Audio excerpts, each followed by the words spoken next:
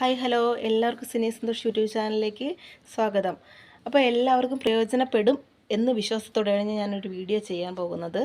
എനിക്ക് നന്നായിട്ടത് പ്രയോജനപ്പെട്ടു, അതുകൊണ്ട് നിങ്ങളിലേക്കും കൂടെ ഷെയർ ചെയ്യാമെന്ന് കരുതിയാണ് ഞാൻ ഇങ്ങനെ ഒരു വീഡിയോ ചെയ്യുന്നത്. അപ്പോൾ ശരി, എന്താണെന്നല്ലേ പോകാം വീഡിയോയിലോട്ട്.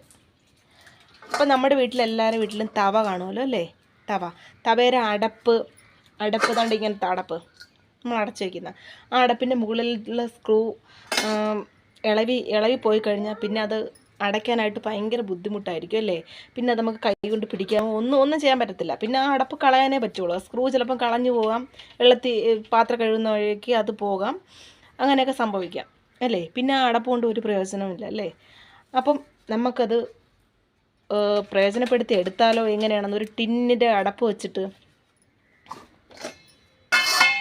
അതിന് നമ്മൾ ഒരു ടിന്നിൻ്റെ അതാണ്ട് ഇതിലത്തെ ഒരു അടപ്പെടുക്കുക. അപ്പം ടിന്നിൻ്റെ ആയാലും നെയ്യെന്ന് വെച്ചാൽ നെയ്യല്ല, ഇത് നല്ലെണ്ണയുടെ ടിന്നിനാണ് ഇങ്ങനത്തെ അടപ്പൊക്കെ വരുന്നത്. നല്ലെണ്ണ ടിന്നിൻ്റെ അടപ്പായാലും മതി, എന്തായാലും ഇത്തിരി നല്ല കട്ടിയുള്ള അടപ്പായിരിക്കണം.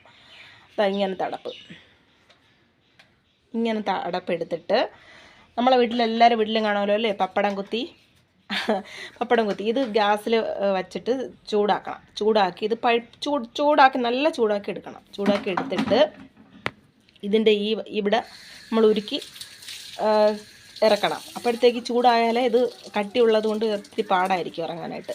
എന്നിട്ട് നമുക്ക് തവയുടെ അടപ്പെടുത്തിട്ട് അതിൻ്റെ മുകളിലായിട്ട് പ്രസ് ചെയ്ത് കൊടുക്കുമ്പോഴത്തേക്ക് ഇതിങ്ങ് അമിങ്ങിയിരിക്കും. അങ്ങനെ ഒരെണ്ണം ഞാൻ ചെയ്തതാണ് ഇത് കണ്ടാ.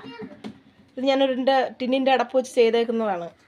ഇങ്ങനെ ഇരുന്നപ്പോൾ എനിക്കിങ്ങനെ ഒരു ബുദ്ധി തോന്നി, ഇങ്ങനെ ഒരെണ്ണം ചെയ്താലോ എന്നിട്ട് നോക്കാമെന്ന്.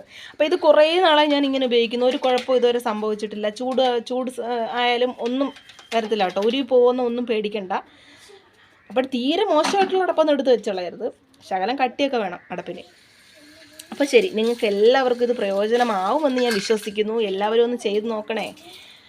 അപ്പോൾ എല്ലാവരും വീഡിയോ സബ്സ്ക്രൈബ് ചെയ്യുക, ഷെയർ ചെയ്യുക, ലൈക്ക് ചെയ്യുക, കമൻറ്റ് ചെയ്യുക. അപ്പോൾ ശരി, അടുത്ത ഒരു വീഡിയോ ആയിട്ട് വീണ്ടും കാണാം. Bye bye.